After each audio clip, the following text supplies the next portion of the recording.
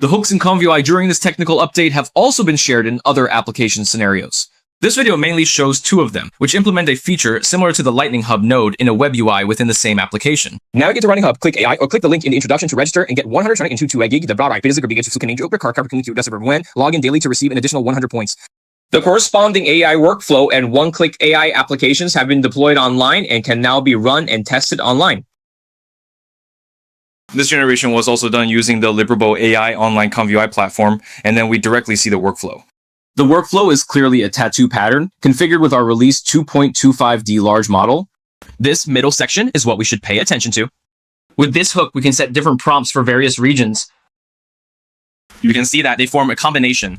A mask was uploaded above, corresponding to two areas, one black and one white. In the middle, I used a special technique to transition smoothly, making the blend more seamless. The white area corresponds to the left side. After flipping, the white area corresponds to the right side. Create prompts for each of these two regions.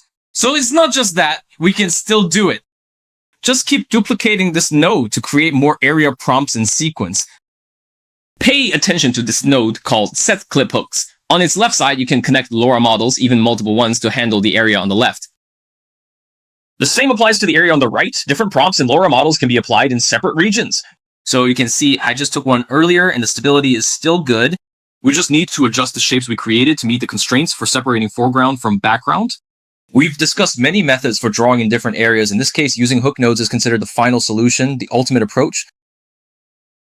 So most of the time, this channel shares open source models and projects, but closed source models are where RunningHub really shines. It brought down the prices of many popular models, such as Video, Killing, and Wanshang. Some specifications are even lower than the official published prices. The more you use it, the more you'll realize that saving up bit by bit really saves money in the long run.